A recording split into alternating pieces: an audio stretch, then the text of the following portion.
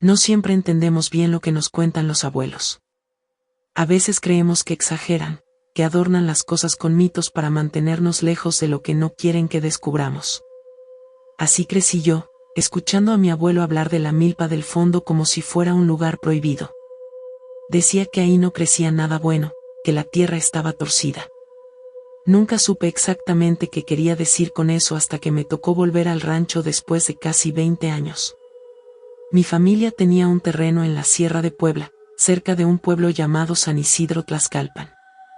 Es un lugar olvidado por el tiempo, con caminos de terracería, perros flacos y casas hechas con lo que se puede. Yo nací en la ciudad, pero los veranos los pasábamos allá.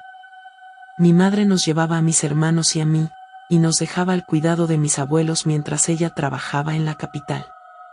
Todo era distinto, el ritmo, el aire, la forma de hablar de la gente.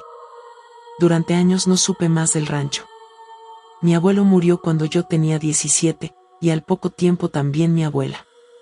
La tierra quedó abandonada hasta que, en un intento de darle un uso, mi madre me pidió que fuera a ver en qué condiciones estaba. Era ingeniero agrónomo, así que no me pareció mala idea. Estaba entre trabajos y necesitaba tiempo lejos del ruido de la ciudad. Lo vi como una oportunidad para reconectar con algo de mis raíces.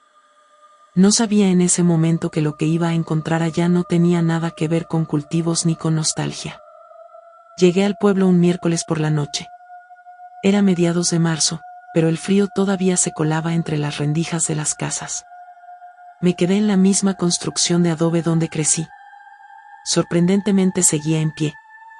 Había un par de muebles cubiertos con sábanas, polvo acumulado en las esquinas y un silencio que se sentía más profundo que el de la ciudad. El primer día lo dediqué a limpiar, a caminar por los alrededores, a inspeccionar la tierra. El rancho tenía unas 5 hectáreas, divididas entre lo que antes era zona de cultivo y un pequeño potrero.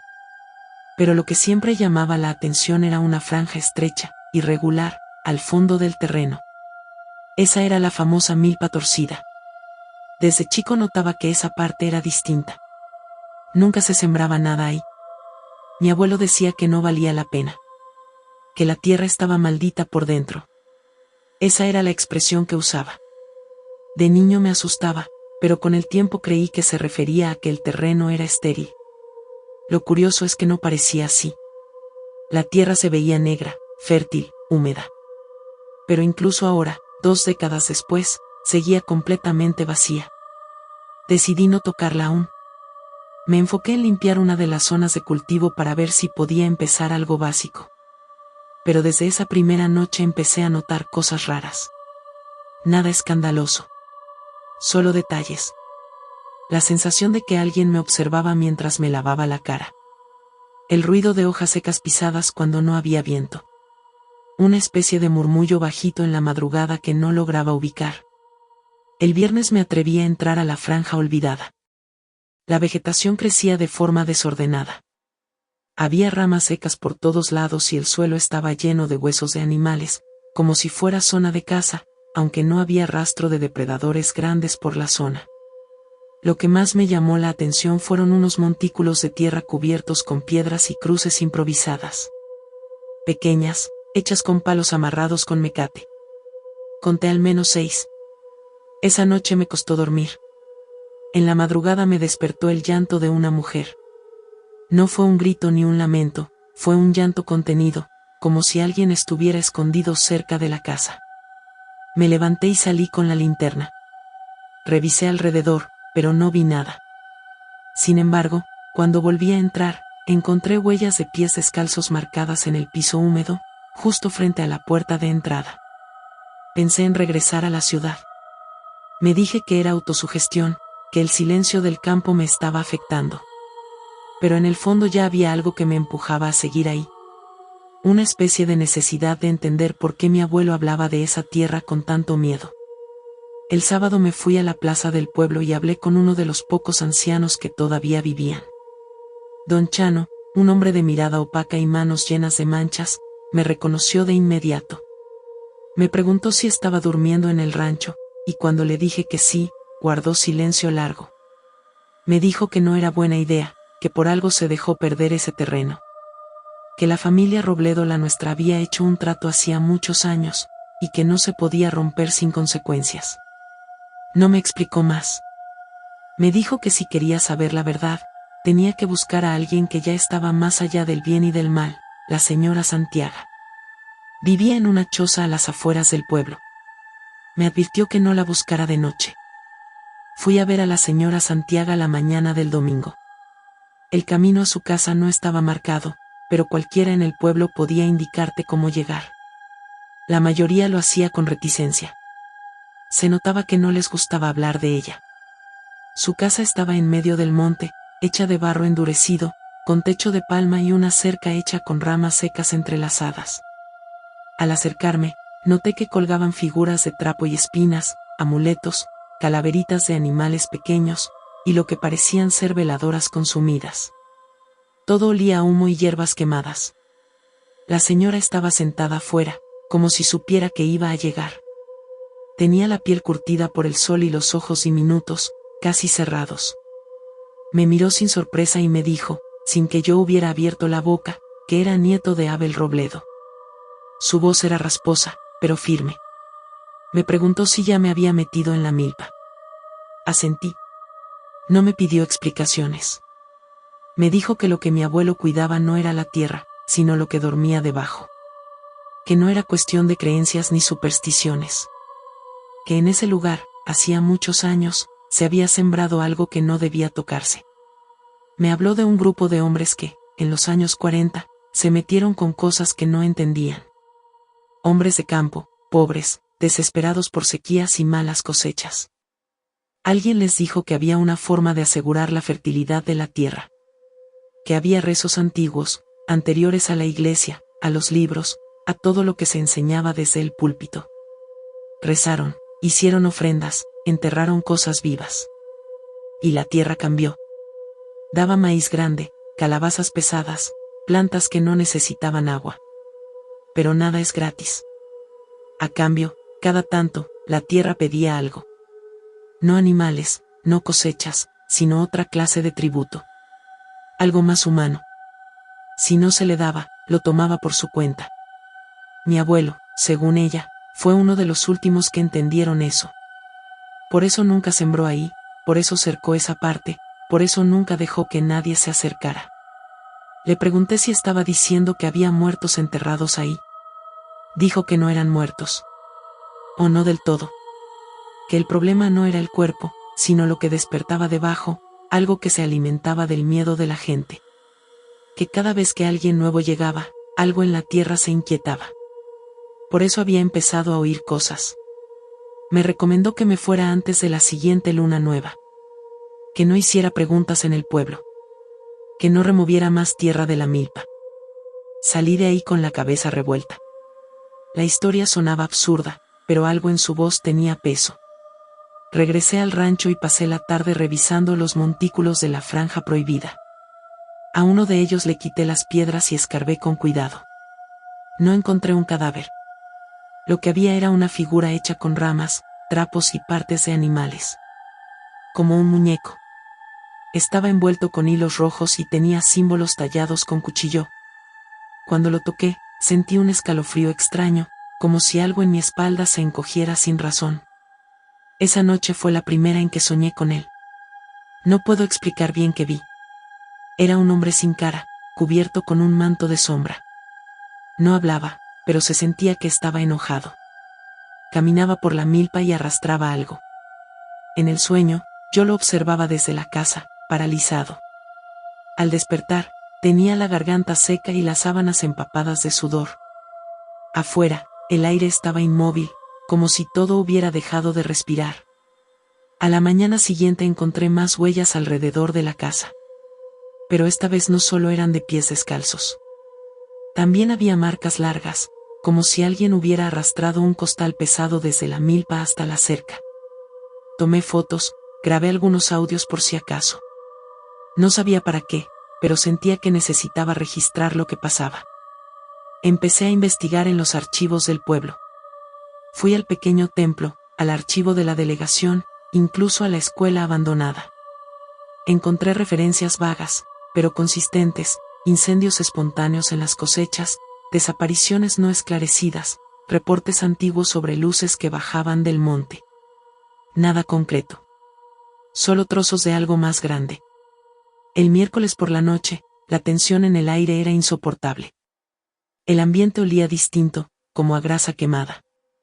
A la medianoche, escuché por primera vez lo que parecía una oración en voz baja, repetida muchas veces.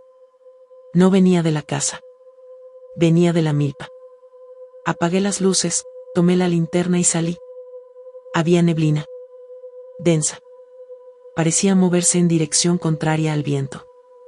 Al acercarme a la franja, vi que algunos montículos brillaban levemente, como si tuvieran brasas debajo.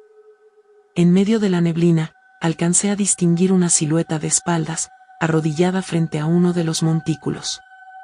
Me detuve. La figura no se movía, pero la oración seguía.